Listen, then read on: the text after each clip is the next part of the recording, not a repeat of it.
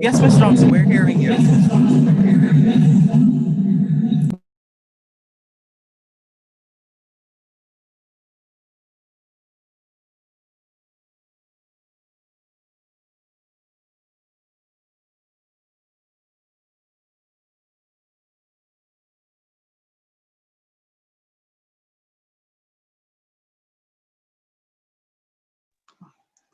The fact is that we battle a virus we cannot see, but its effects are visible everywhere. And this is in fact truth. Currently, we're still in a pandemic. A lot of persons believe that it is over and it is done with, but we're still in a pandemic. This is a virus that we cannot see, but we see where persons are being infected. We have a number of deaths on a daily basis. And so we have to follow the protocols, the restrictions, the guidelines that are given to us by the Ministry of Health to protect ourselves and also to protect the lives of others, right? Whenever we are under stress, our coping mechanisms are basically what we utilize. So when we talk about coping mechanisms now, we're going to go into the definition for you to get some more insight into what our coping mechanisms are. Because as human beings, we all have some measures, a way, once again, mechanisms that we use to definitely help us to manage or to handle situations, especially when we fall under pressure or we're under stress. So the coping mechanisms now are any effort directed towards stress management, as stated before. It can be positive or negative. So some positive examples are working out, sleep, humor, talking to a friend, and the opposite, which is negative examples, are alcohol, drugs, temporarily relieve stress, but it all results in greater problems. So with the COVID-19 pandemic now, there are numerous persons who use the negative ways or negative strategies to cope. But that is not healthy, that is not good at all, especially in relation to your mind, in relation to your mental state. And as stated before, the area of focus are the long-term effects. And remember, when we talk about long-term, we speak about years to come. And it is so evident that we are progressing, we are growing physically. And so in relation to the mental aspect of our lives, we need to also zoom in more and to also nurture and take good care of our mental health. And some additional examples is getting violent, losing our temper, and overeating. So throughout the pandemic, I know that we were at home for the most part.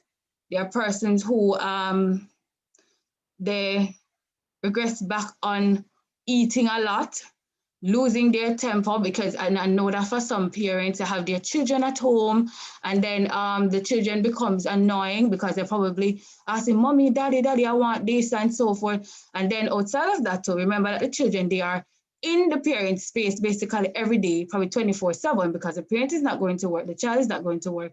And so in relation to coping mechanism, this is basically some of the things that we use to deal with or to handle, so to speak. And now we're going to go into what is mental health. So mental health now is a state of well-being in which the individual realizes his or her own potential, can cope with normal stresses of life, and can work productively and is able to make a contribution to his or her community.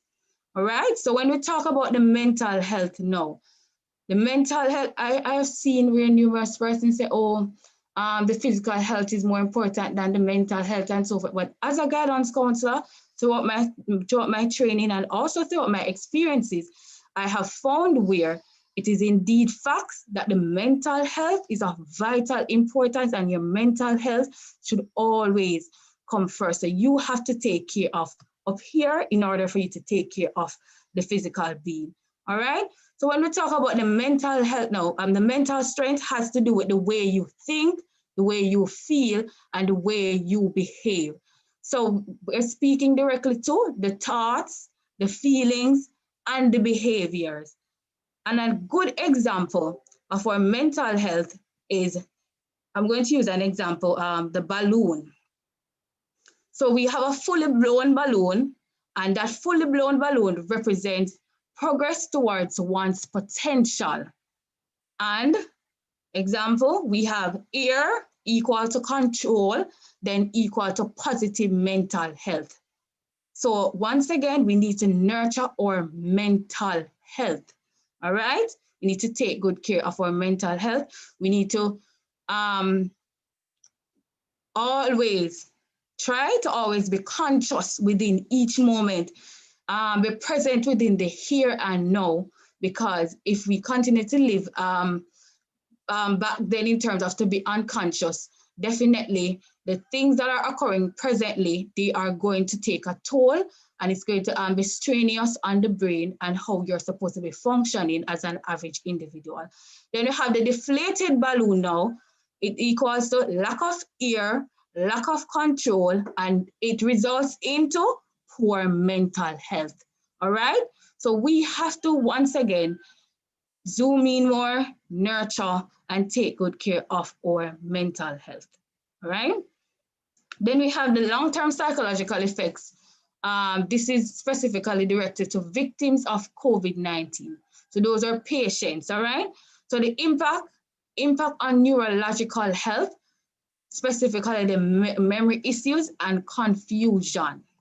All right, so the neurological now are basically problems affecting the nervous system. So take, for example, some disorders that can be developed are epilepsy, dementia, Alzheimer, and migraine. And as stated here, we have confusion also. The person becomes confused. And I'm not necessarily saying that this will happen to everybody. It won't happen to everybody who has been victims of COVID-19. But for some individuals, eventually and over time, they will develop these problems or these disorders, so to speak, or these issues. Then we have mood swings. In relation to mood swings, good example. You can be here with the family member, and you're all enjoying yourself, having a good time, you're laughing and all, and then eventually the person just becomes sad and get upset, get mad and so forth.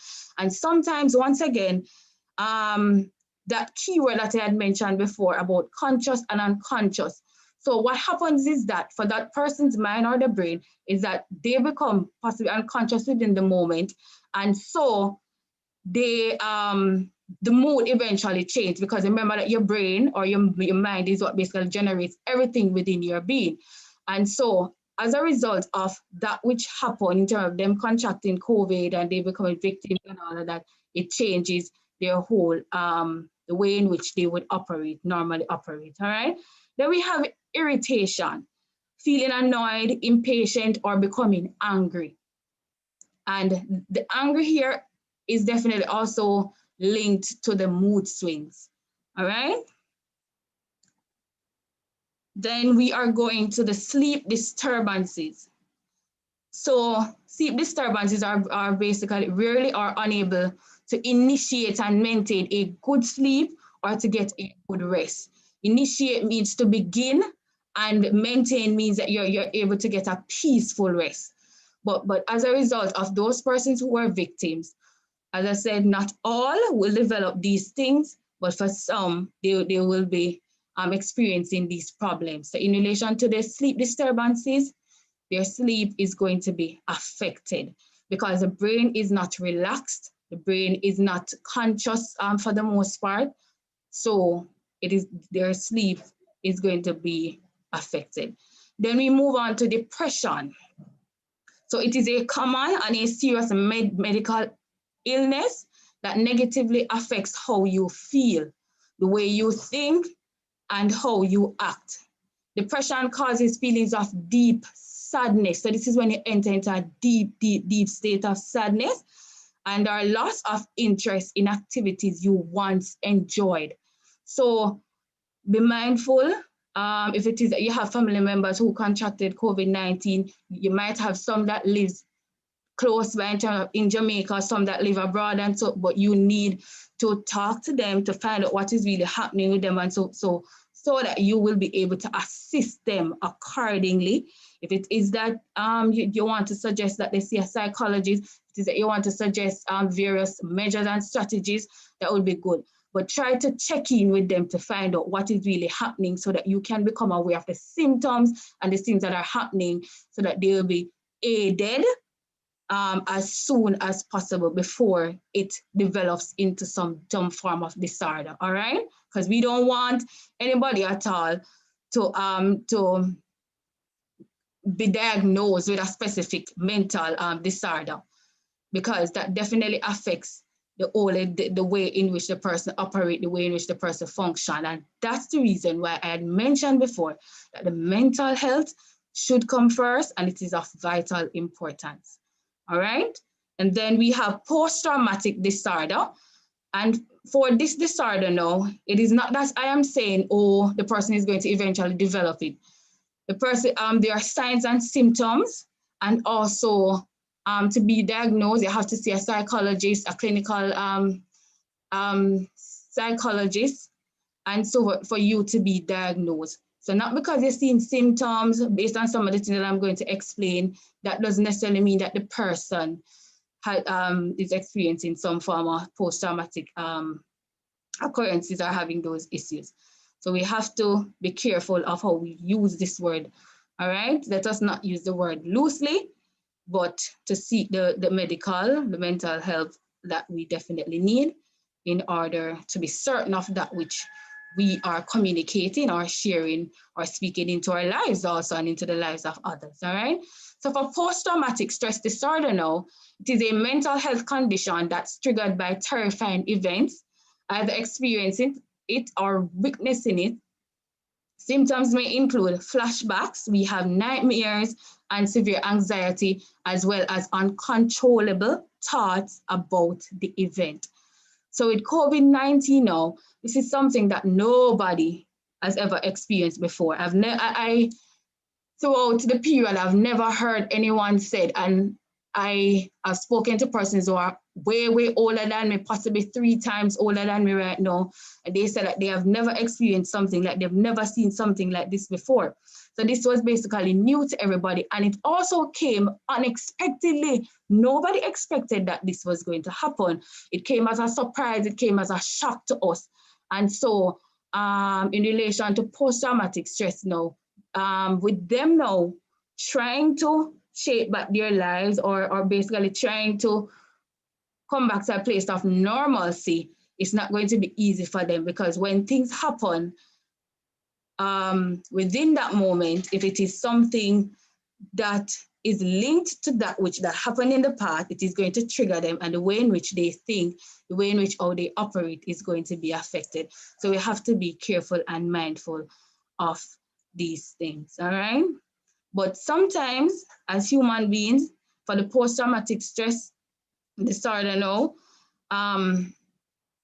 sometimes it is hard to control, because take for example, I'm going to give you a real life example. In present time now, take for example, you'd have 2 young persons, you probably see them there and they're cursing, and then all of a sudden this person just start lashing out and saying all manner of negative things and bad things and so. But then within that moment, this individual who starts to lash out and start saying a lot of things and whatever, you are surprised, because possibly this is someone who never used to talk a lot or interact with persons a lot, but they start lashing out.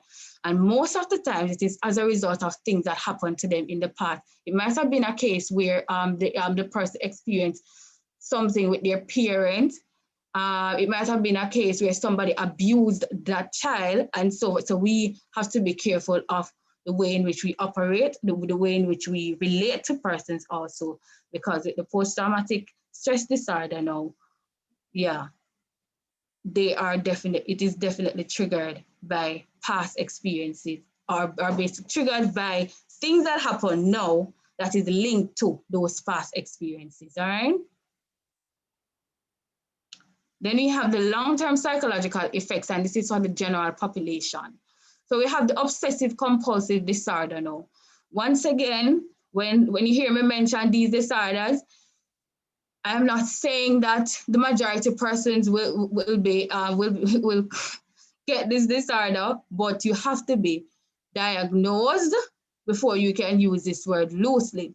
But in relation to the obsessive compulsive disorder now, what happened is that, remember that for us washing our hands, there are some persons in the world where they would have normally washed their hands on a frequent basis and so forth, but for the majority, we wouldn't have washed our hands or sanitized our hands possibly 10 times, 20 times for the day.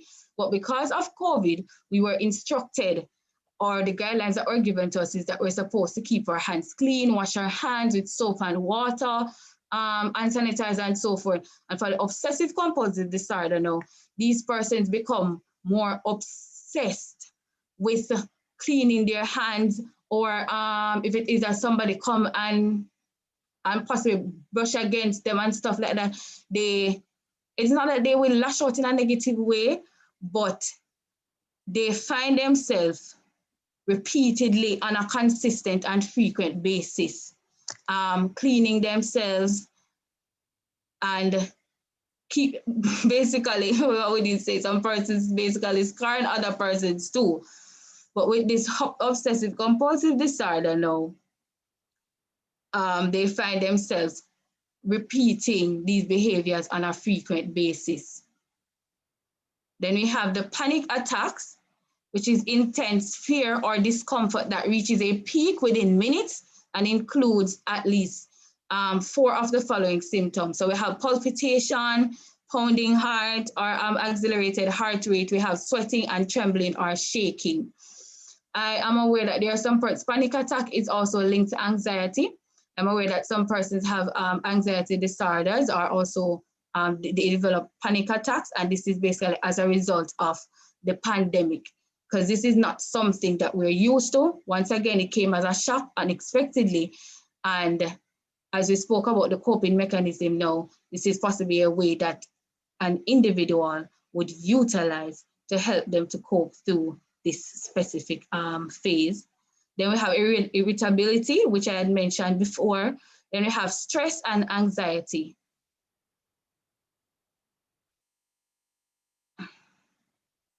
Then we have impaired perception and interaction.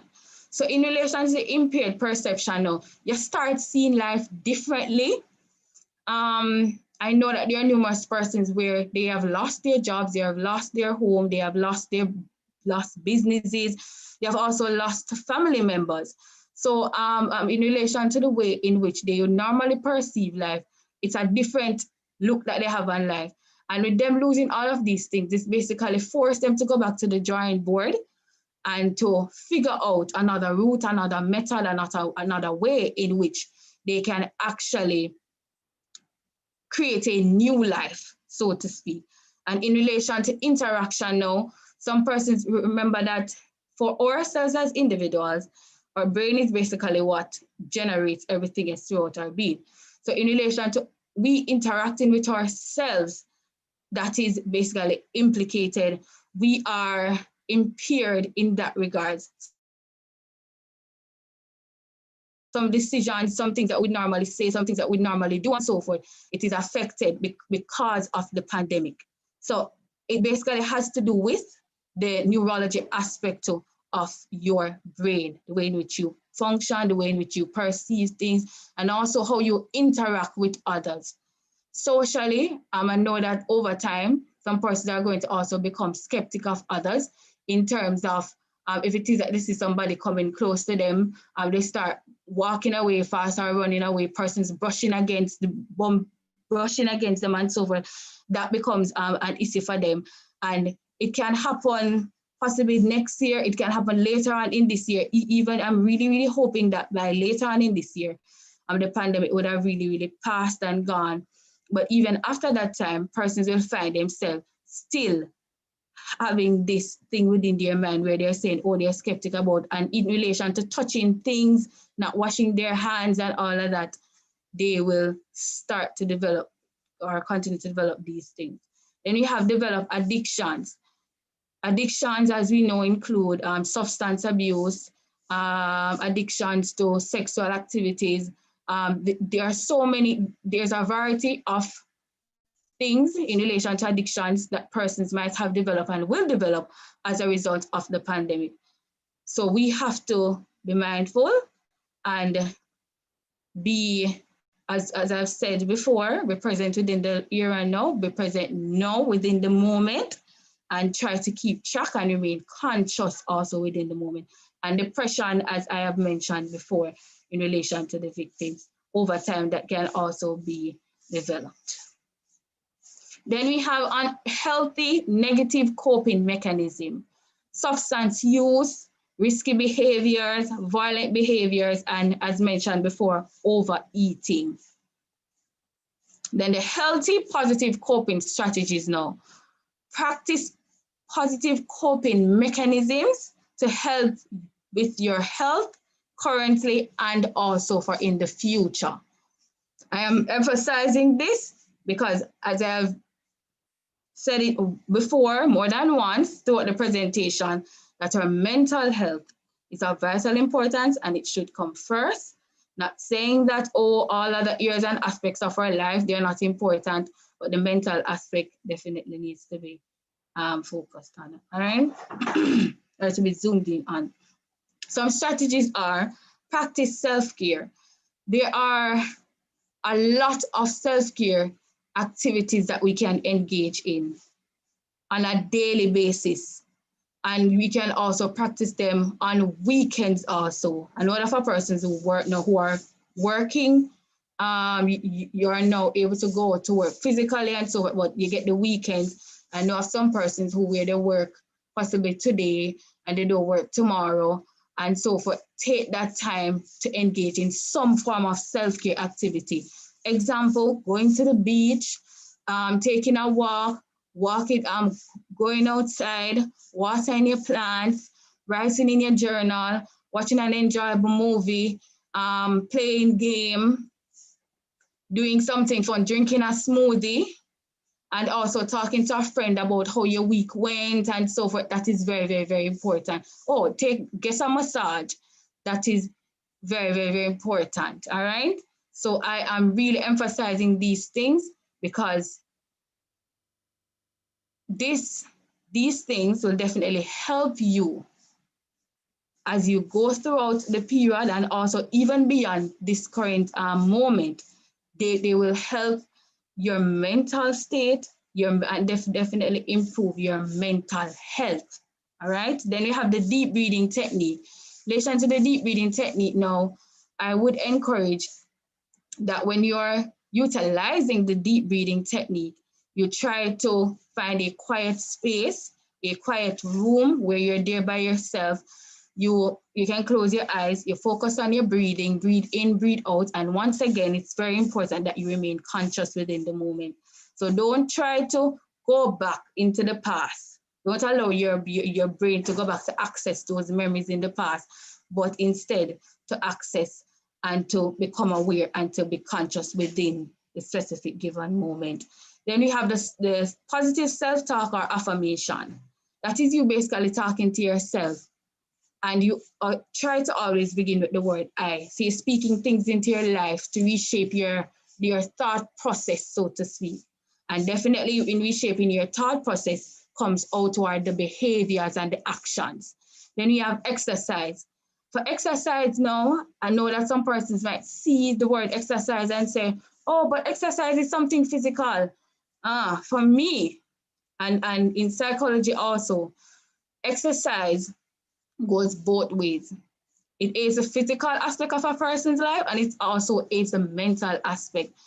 For myself, before COVID, I was going to the gym, but during COVID, I was just working out at home. I found where before COVID, when I was going to the gym, after possibly 30 minutes of working out, I find where I got this increased energy, this intense energy, and also in my mind felt at peace.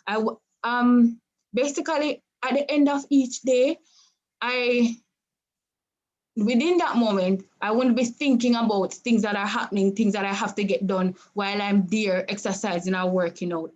Once again, it gives you peace of mind. It helps you to be relaxed, and it also helps you to be conscious within that given moment.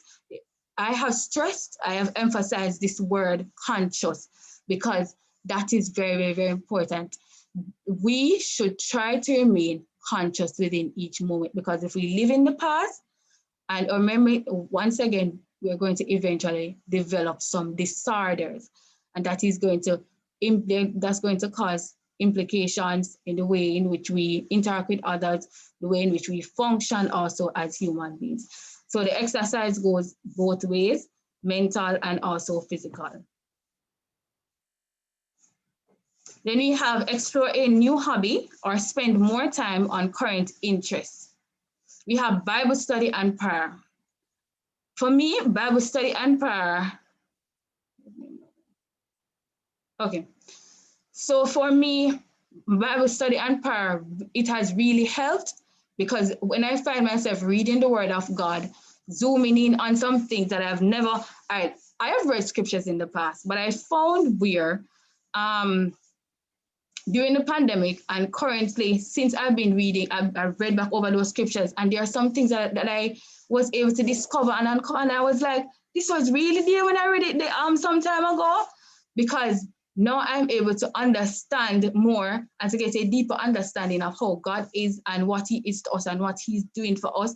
And also it helps you to become much more happier, because when you read the Bible is basically filled with statements or things, quotes of hope and peace and love and joy. So it's just basically happiness. It's good vibes and it's good energy when you read and study the word of God. And also when you pray, it definitely helps you to read, to touch your being. Then we have maintaining social connections. Sorry about that. Maintaining social connections is very, very important. I know that we're not possibly able to maintain those connections physically, but at least online, we have those persons that we can call and they can call us and we can talk and we can interact with each other. We have mindfulness. So we have the mindful walking, the mindful clock watching, and mindful eating. Then we have meditation, connecting with your higher power. So that is you. Meditation can be used also with the deep breathing technique. So when you're meditating, try not to allow your mind, once again, to go and access those memories during the very, very hard and rough times during COVID, but to remain conscious within the moment, focusing on what you're doing or what you're saying to God within your mind, and also focusing on that which is to come. Because once again, in the Bible is filled with so many statements or words of hope. So try to focus on those things where you're thinking about the future, what's going to happen after this life, what are going to be the benefits and the rewards that I'll be reaping in the future. All right, then we have psychological services, which includes, that you go to seek assistance or help from a psychologist. We have guidance counselors, we have clinical psychologists, we have clinicians. There are numerous resource persons out there that you can reach out to get assistance. Then we have some additional tools now that you can also utilize. This is where you basically check in with yourself on a daily basis to become aware of what's happening with you, what's happening mentally, and where it is that you're at currently. So questions to check in with yourself. How am I feeling? What's not working? What's working? What do I need? What am I proud of? What can I let go of? All right?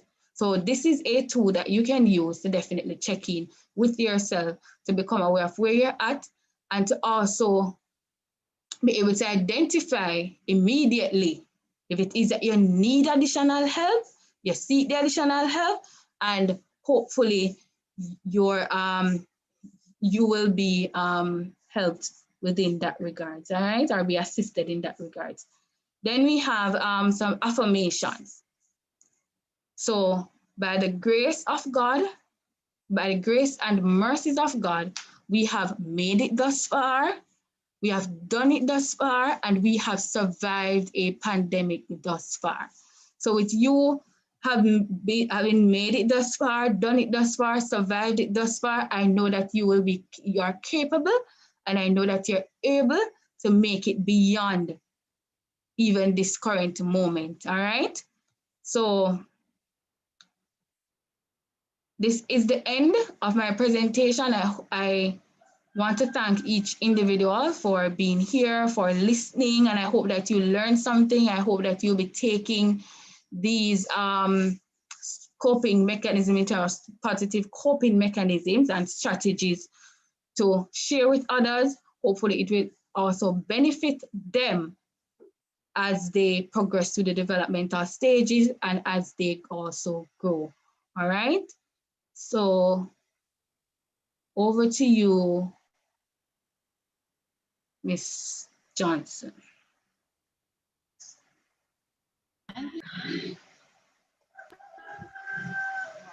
All right, guys, can we give her a round of applause, please? Miss Johnson, she is the guidance counselor at Newborn today in high school.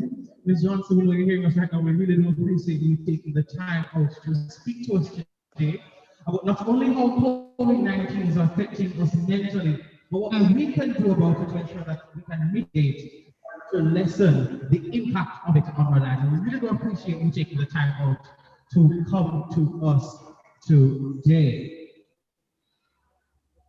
Okay, I'm going to ask that those of you who have your technological devices out to put them away. Lest you forget that the camera is on and watching us intently, and that whatever we're doing is reflected on our YouTube channel with thousands of persons potentially watching.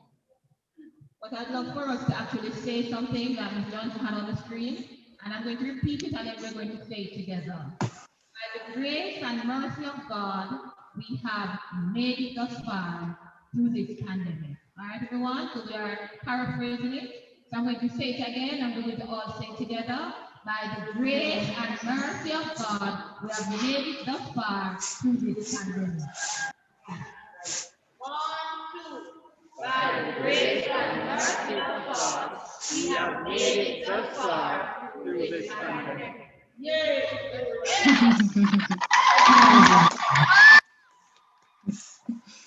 So, Ms. Johnson, we appreciate you taking the time to come to us today. You're welcome. So much.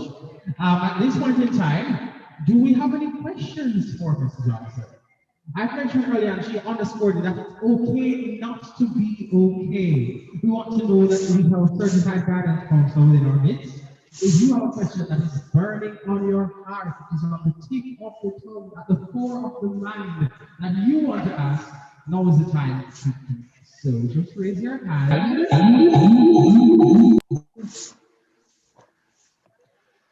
Okay, just raise your hand.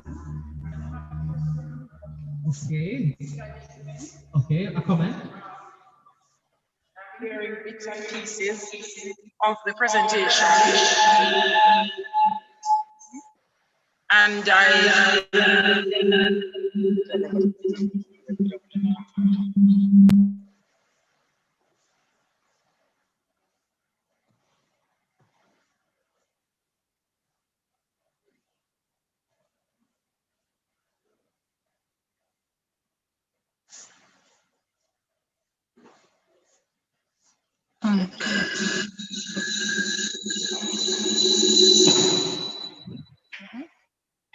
if I may say, I think this has been a very timely presentation that was made this morning. Okay. The fact that we are in this pandemic together and we are hearing how to deal with it at different levels. I think it was a very good presentation for our young people. Maybe they are hearing bits and pieces outside of this setting, bits and pieces that are not even true information, right? But the fact that they're hearing it this morning from a guidance counselor who must have been exposed to persons who are passing through a number of emotional traumas with regard to this COVID-19 experience, I think this presentation this morning has done justice to us to our young people, all of us as a church. Thank you for this presentation. You're welcome. You're welcome. All right, thank you again so much, Mrs. Johnson. Yes, Thompson. And so we are just going to, I believe I had an activity for us after the presentation, all right? So I know a lot of us there, I find myself on a lot of word games. Does anybody know what an anagram is? I can see we learned a lot of vocabulary today. Anyone knows what an anagram is? You understand it? Anagram with an anna. Yes. So you anagram something, you unscramble it. So we have one friend up there in the corner saying, why don't you come in my mental health up, unscramble the phrase. I have a prize, or rather Auntie Sophie has a prize, for the person who is able rather to unscramble what these letters mean. And I think I raise up hands. 1 minute. Only 1 more minute. Don't need any more than a minute to unscramble. What? Hands, people. Thank you. CNJ says. Unscramble. Yes. We're unscrambling that. Yes, CNJ, you had a suggestion? You had a question. Okay, Haley. Wait for the camera. The revolution must be televised. Yes, Ms. Evans, you had something? No, it's a phrase. It's not one word, if that's what you're asking. No. Anyone has an idea of what this could be? 30 seconds. So we have a suggestion here. Hand raised here. Sister Johnson.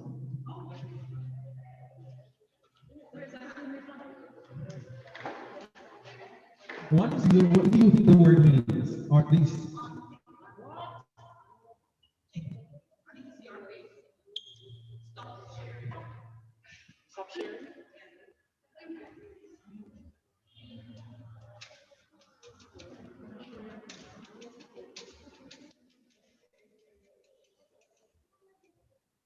Here she is.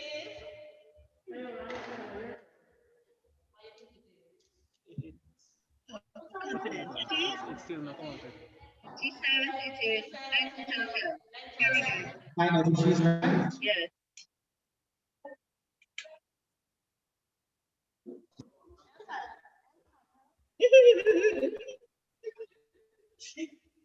All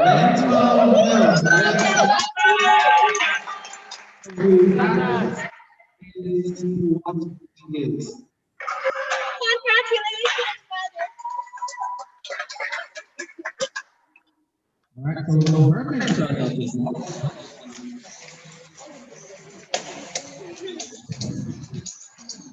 So at the end of this presentation, we're going to have the prize giving for all of you guys to participate. So we're going to head right back quickly to talk a bit about physical health. Okay, so let's go. But before we get into that, I have another game for us. Who can unscramble this word? I'm not a Jamaican panda there saying, unscramble it for them to find what the phrase is. What is this phrase? It's anagram. Okay. This one, let's see, Arjan, what's your? No.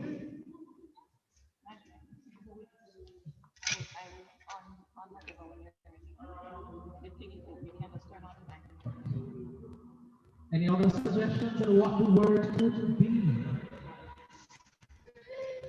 All right, so we have our word finally on the floor. She's walking around on the floor, and she's trying. Okay, what is your suggestion on what the word could be? Yes, the word is social distancing. That's the arrow. Yes. Oh. All right, it has happened on my screen. Okay, it's happening slowly but surely.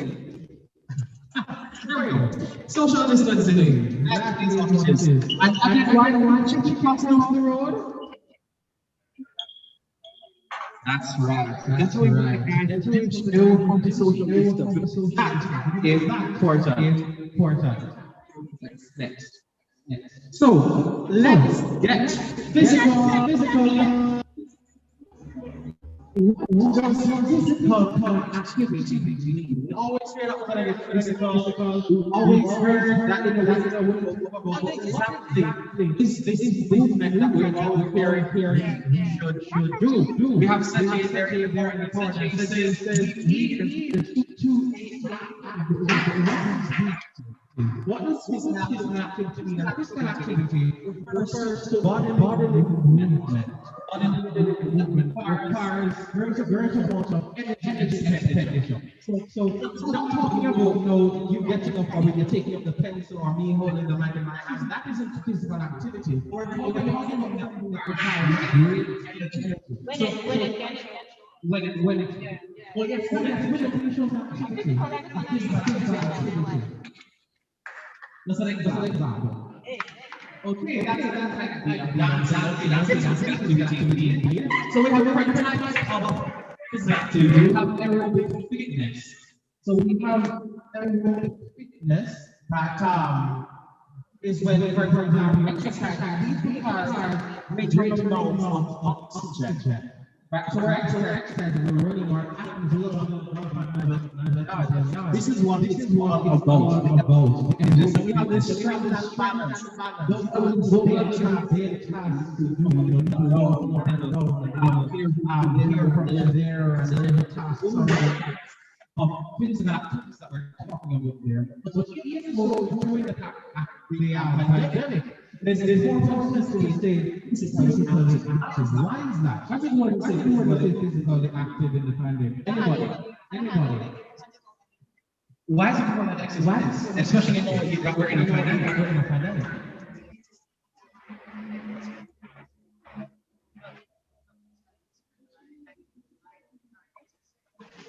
All right, yes, so here's one way management guys, it's important to stay active. Because if we don't stay active, it starts to take hold of our body, we start to become lethargic,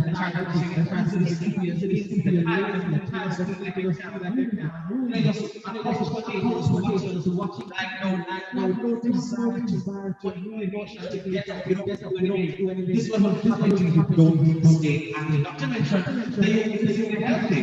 Start to gain weight, you start to feel sick, you feel achy when everything is fine. So here are some of the symptoms that we receive physically when we have COVID-19, as we talked earlier. So we have headaches, we have tiredness, we feel constantly tired. We have aches of the joints and the muscles, and we have a fever that is above 100.4 degrees Fahrenheit or about 38 degrees Celsius. Next. The charger. So, at this point, we would have had a presentation by Dr. Collins. She is the school nurse at Martin High School. However, we decided to have a more abbreviated form of discussion with your physical health. I'm going to do that now in the form of a few questions that we would have had for you.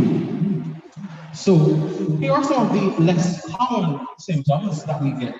So most persons who get COVID-19, you would have aches, rashes, headaches, and pains. We're going to have a discussion now surrounding the following three questions.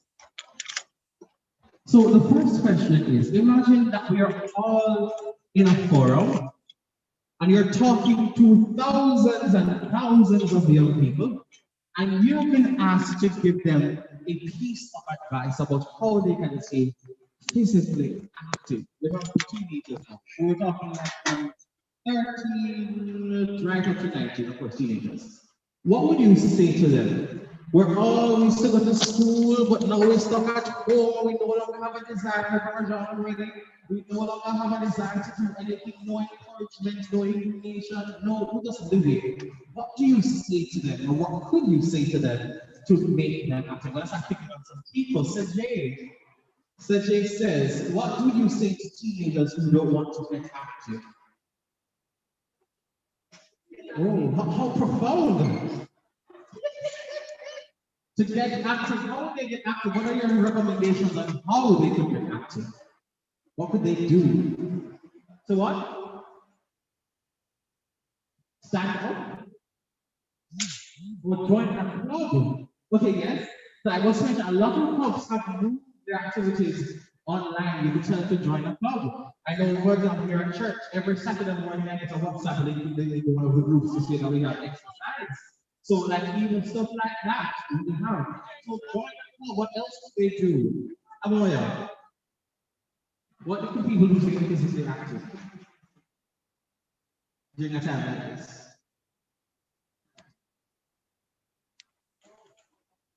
Walk, okay, yes, that's a good one. Just get up and start walking.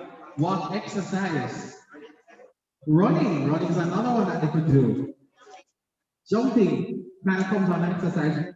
Jumping. So these are different things that we could do. On listening to the video that Owen did, she said one advice to give all teenagers or anybody is that we should be drinking a lot more water. She said what we need to do is half an hour before we eat, we should be drinking water. And she actually said half an hour. So before we have our breakfast, she said the first thing we should do when we get up in the morning is to have a glass of warm water, or you can say a cup of warm water. I didn't say hot, I said warm. She's advising us also with water that it should always be at room temperature. All the water we have should be at room temperature. And before we have our meal, half an hour before, we should drink a glass of water. Then she said at least 40 minutes 40 minutes after we have had our meal, you should also drink water again. So she's supporting that water should be one of the things that we intake more of during this pandemic time to keep our bodies hydrated, and also it helps our body to be able to get rid of some of the things that are there that should not. So drink warm water as we get up in the morning. But I remember, so I'm saying it to everybody, will help me to remember as well. So drink warm water when we wake up in the morning, and then before we have any meal, we drink our water half an hour before. And then after we have had our meal, at least 40 minutes after we have eaten, we should drink water. And that, she said, is our number one advice to everybody at this time during this pandemic.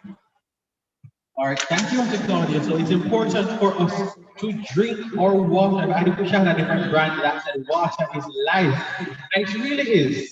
Making sure that we ensure that we are hydrated at all times, especially in a time that is stressful and filled with so much angst at a time like this, that we are hydrated all the time. Another question. What is something that you could do right now that you could get physically active? Or if you get their headache, you start thinking of people. Why is it important to get active physically?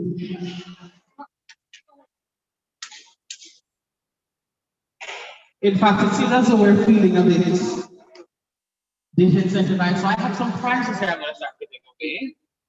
Why is it important to be physically active? We have prizes on your hand up, okay? There's a prize. Okay, so how you have a suggestion?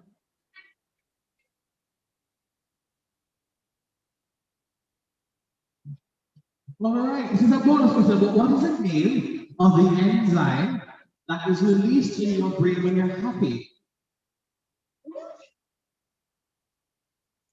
Nobody student in the house? And I didn't back E.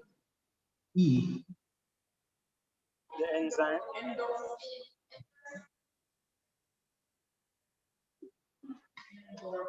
Endorphins, yes, endorphins. That is the happy enzyme that is released in the brain when you feel happy. I think that's a collaborative effort between the two. Okay, you want for Colin. Okay, so we have this one from Boyle.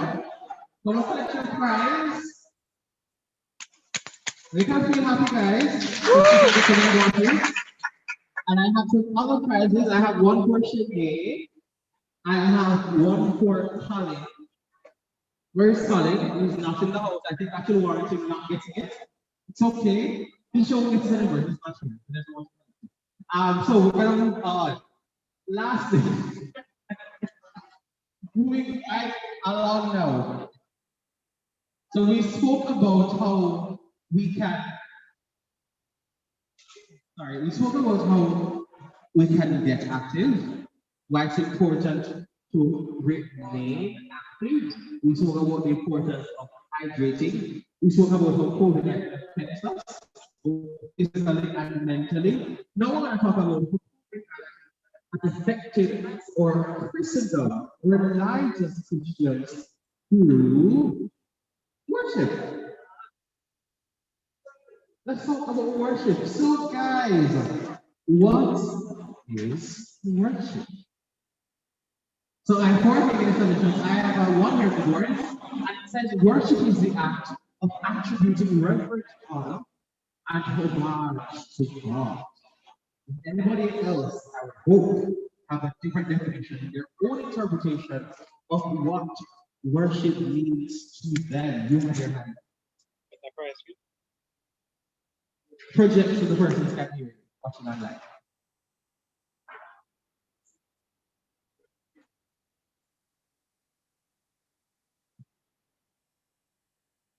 But why do we sing? Why do we dance? Look, I'm not hearing you talk a bit louder.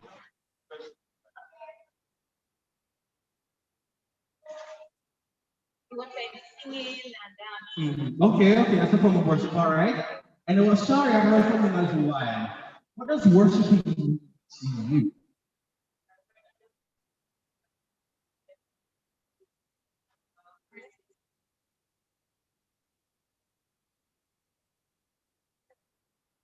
Okay, all right, I like that one. Dave, you're fired, but you're still here. Okay, so I'm calling. You're fired. You're fired. Granted the president, you're fired. I've heard from you. Why is worship important? What is worship to you? According to why it's important.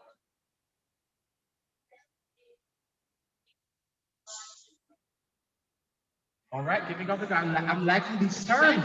Giving God the glory and honor that He deserves, which is so true. Because we have not done it on our own. We've done it through Him. As the guy said, we've made it. We've endured thus far because of His never-ending mercies upon us. It would be remiss of us to behave as though COVID-19 has not affected our worship. There's a few ways in which that has happened. So, the first thing that has obviously happened is that our church is closed. The church has closed. And so,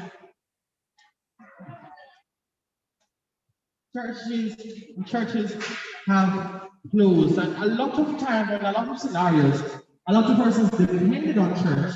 So they say, I need to go and praise to God. A lot of persons don't have a lot of time to do because of their work schedules. They need different kind of jobs. They're required to work at night or early morning or long shifts. For example, frontline workers, those who work in hotels or the services, the hotels and the hospitals and other services, the restaurants and other service industries that are trying to work very long shifts. So they don't have the time to kind of to say, I give God the praise and the honor deserve. So they reserve that time on Sunday. But now, COVID happened and the church is closed. What do they do? We also, we're no longer seeing our church family. Thank God we're one of the churches who managed to maintain the COVID-19 protocol. There are other churches out there who don't have gatherings like this anymore.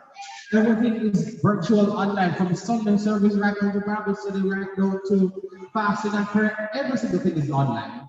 Well, we here, I guess we're so obedient and we're so maintained, and we've had God's blessings for such a long time that we're able to meet in a physical setting like this once again. And because of those two things, we find that many persons are drifting away, not only in terms of their physical life, but in terms of how COVID has affected their mental well-being and their physical health.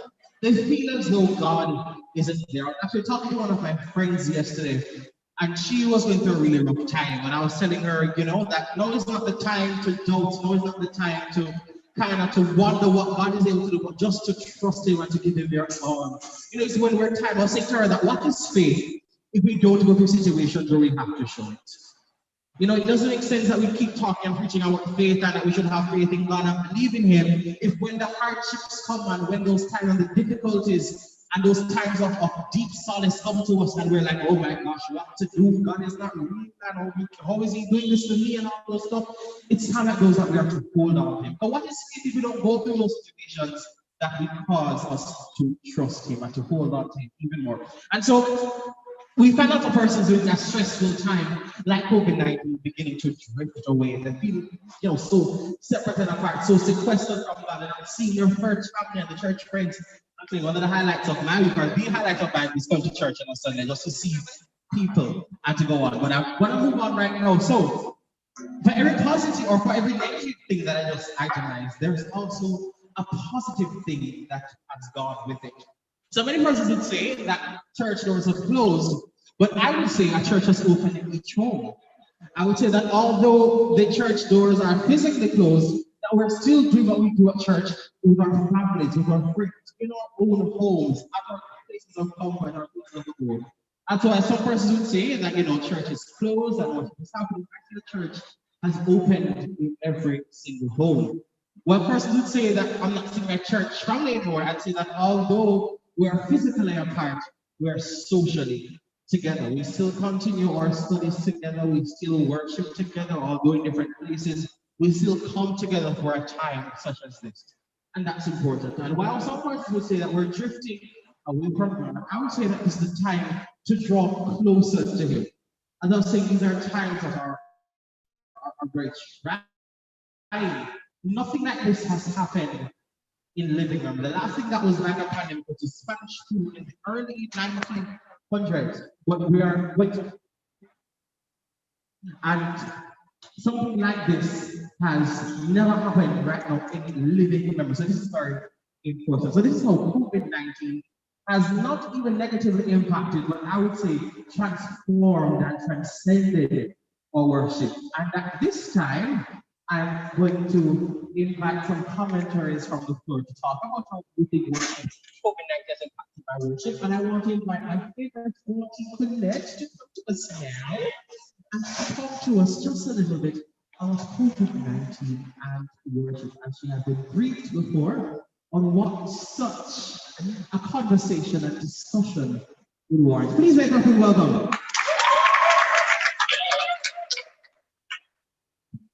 Good day.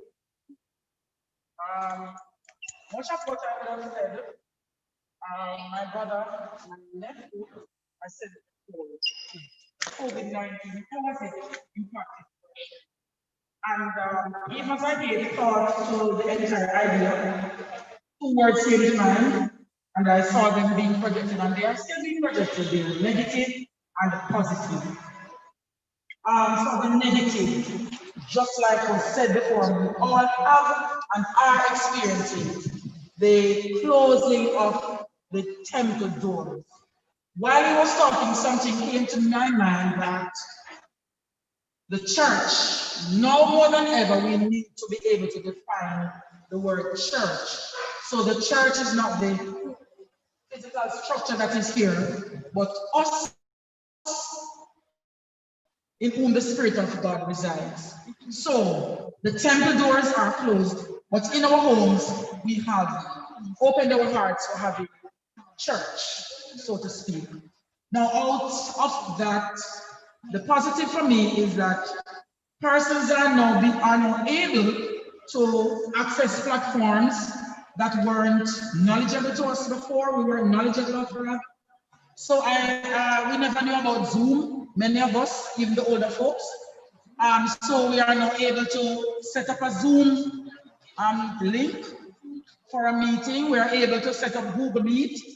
Those are some positives coming out of COVID-19 for worship.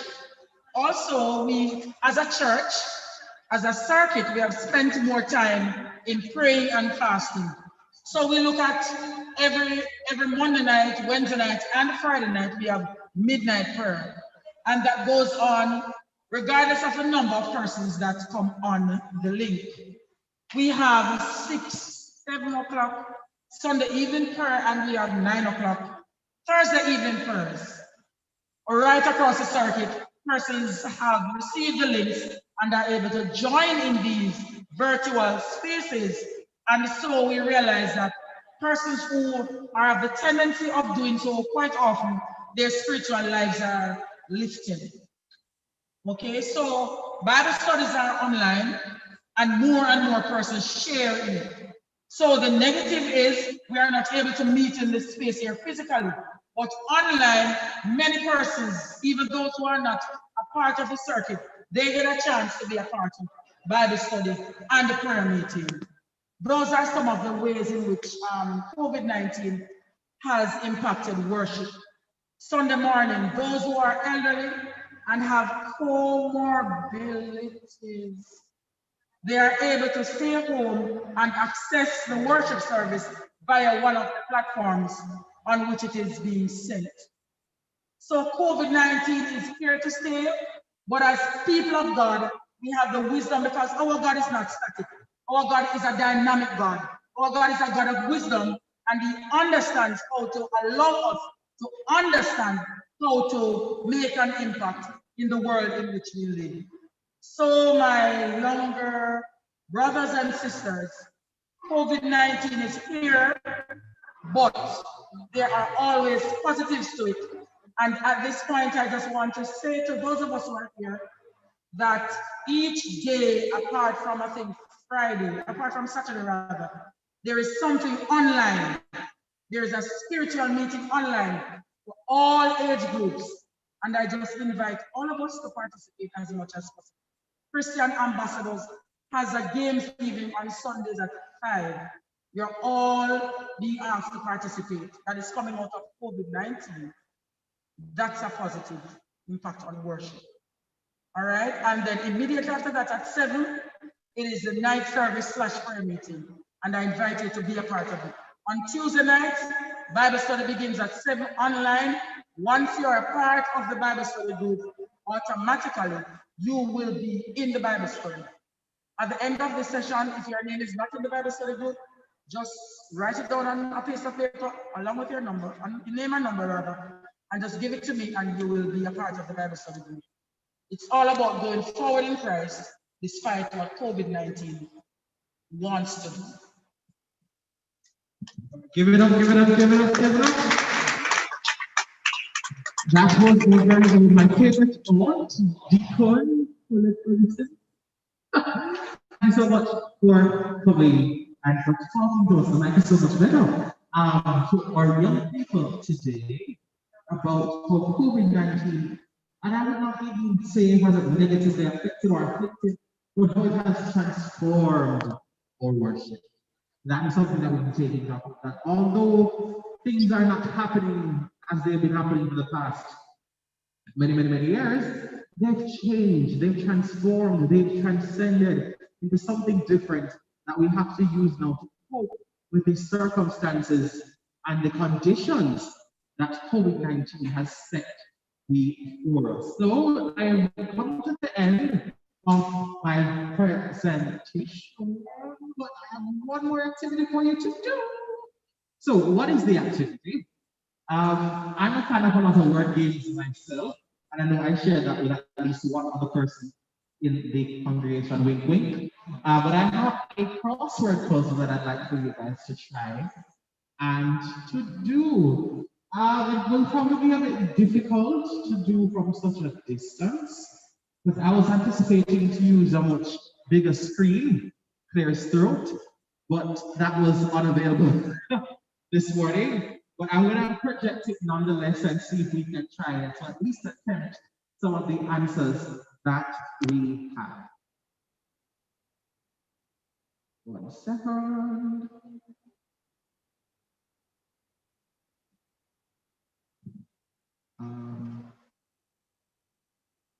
Control is down.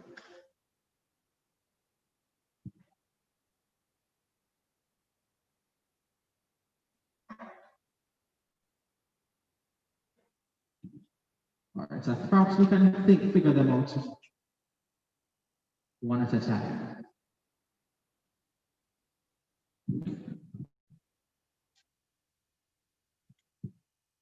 And I don't have much time left. But I think it's a fun way for us to speak.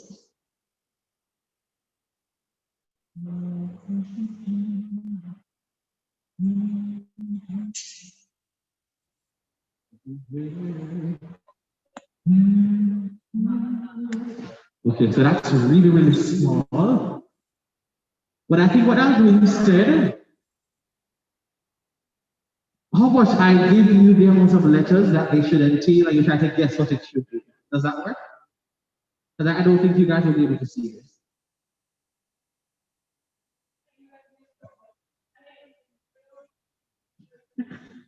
We have 10 minutes left. So you can see. All right.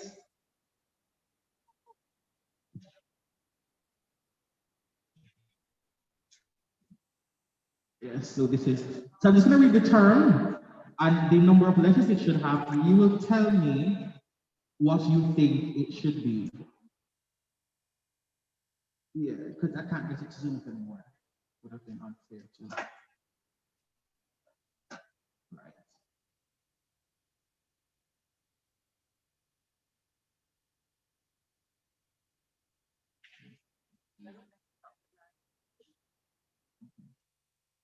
Like all that.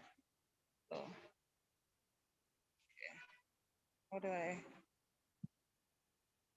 don't know. Right.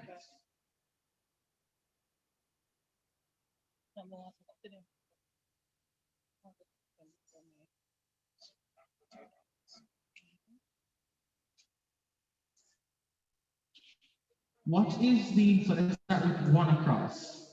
So one across hint, what is the name of the machine that supports breathing? It's a 10-letter word. Hands, what is the name of the machine that supports breathing? So we're going to end at this point. 10 letters, sorry. Then 10 letters. So we're going to end the live stream at this point, and then we're going to be talking about break at this time. So thank you for staying with us. It's beyond this point. Thank you for staying with us for this part of the retreat. Then we're going to have the lunch now, and then we're going to continue on the activity. Thank you for being with us.